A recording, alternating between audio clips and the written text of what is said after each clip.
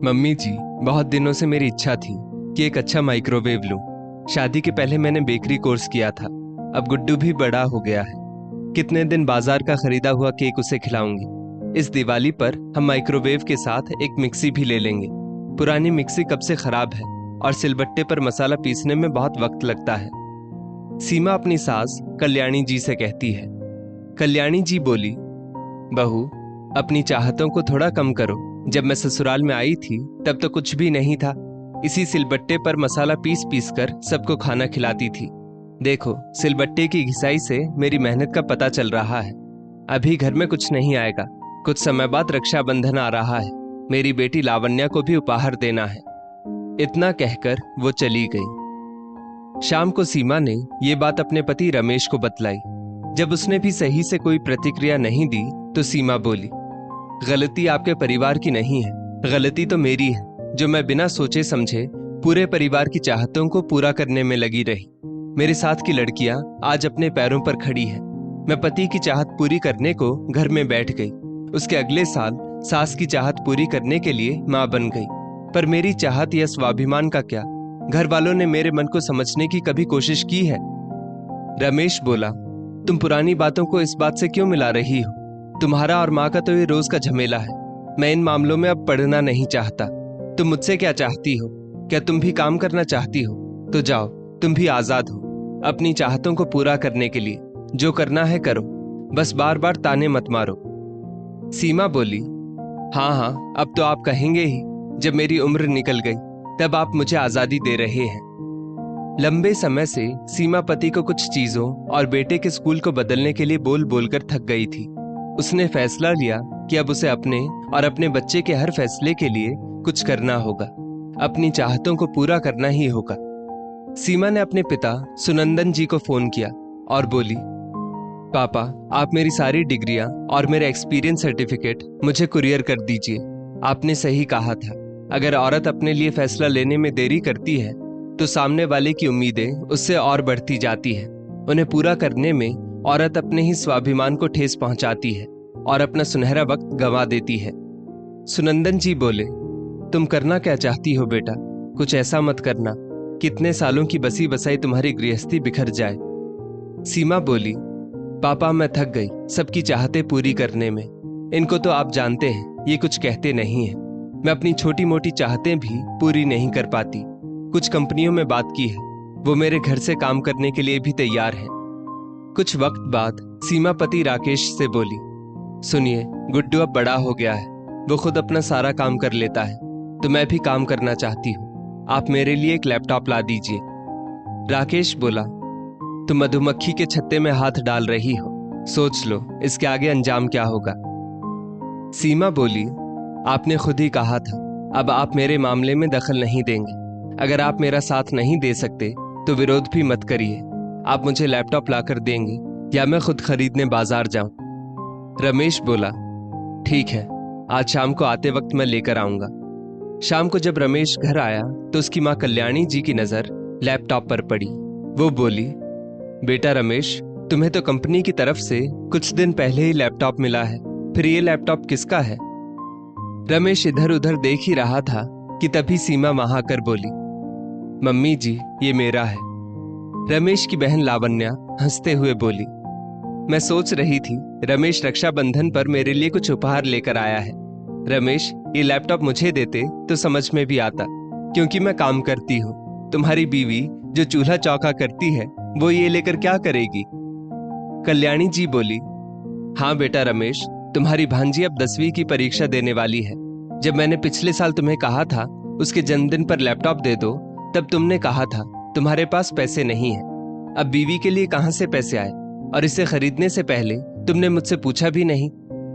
सीमा बोली, मम्मी जी, आपके सुपुत्र तो अपने मुंह से कुछ बोलेंगे नहीं, मैं ही बता देती हूँ। मैं एक हाउसवाइफ थी, अब भी हूँ, पर अपने परिवार की सारी जिम्मेदारियों को उठाते हुए अब अपनी चाहतों को भी पूरा करूंगी।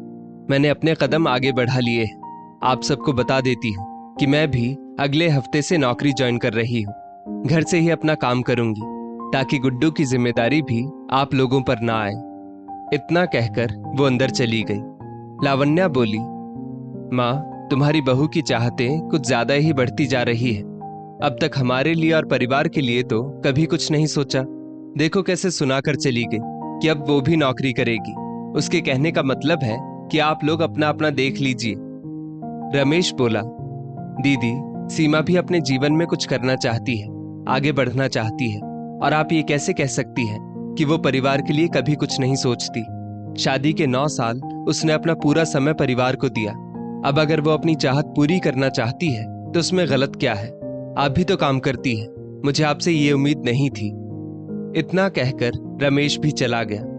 सीमा ने अपने बेटे को समझाया कि अब उसे कुछ काम खुद से करने होंगे। बेटा भी माँ की बातों को समझ गया। अगर हम सही समय पर बच्चों को उनकी जिम्मेदारियों को समझाएं तो वो भी आगे चलकर अपनी चाहतों को पूरा करने में सक्षम रहते हैं। यही सब सोचकर सीमा ने अपना काम शुरू किया। एक रोज गुड्डू के रिक्शा वाले ने छुट्टी ले ली।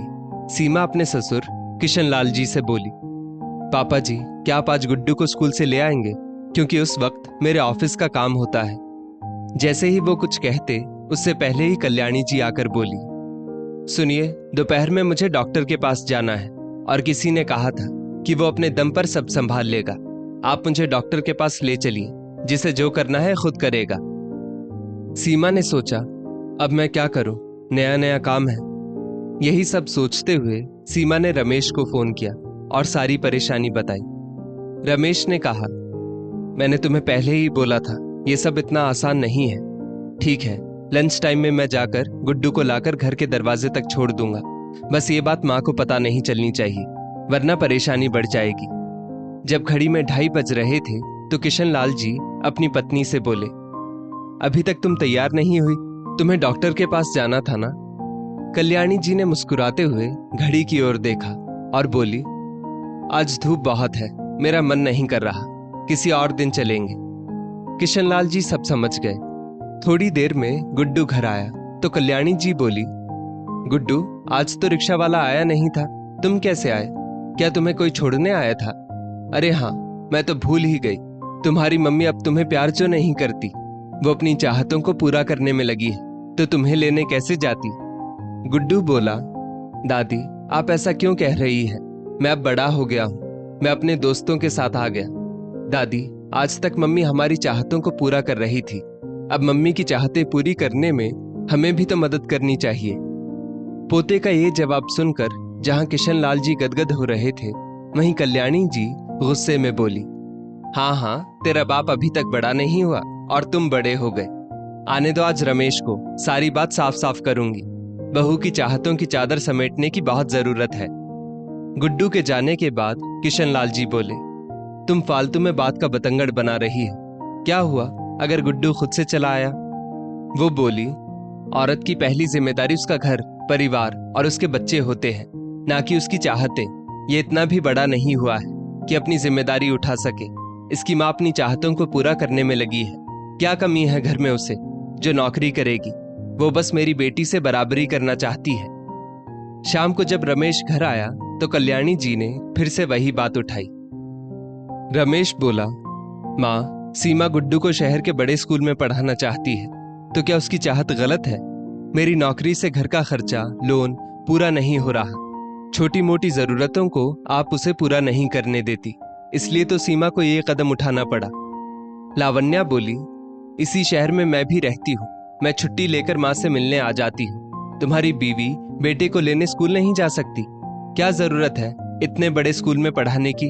वहां तो मैंने अपने बच्चों को नहीं डाला है।